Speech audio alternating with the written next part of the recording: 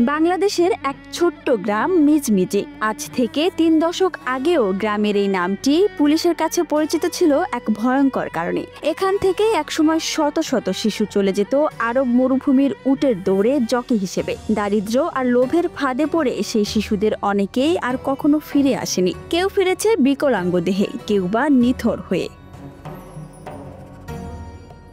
মধ্যপ্রাচ্যের মরুভূমিতে প্রতি বছর সেপ্টেম্বর থেকে এপ্রিল পর্যন্ত চলে উটের দৌড়, ধনীদের বিনোদন ও জোয়ার উৎসব। সপ্তাহে সপ্তাহে শত শত শিশু অংশ নিত এই রেসে। ধনী মালিক ও ব্যবসায়ীরা দূর থেকে গাড়ির ভেতর বসে দেখতেন এই ভয়াবহ প্রতিযোগিতা। রেস শেষে শুরু হতো জাঁকজমকপূর্ণ মজলিস, সামাজিক অনুষ্ঠান, দামি খাদ্য আর আনন্দের আসর।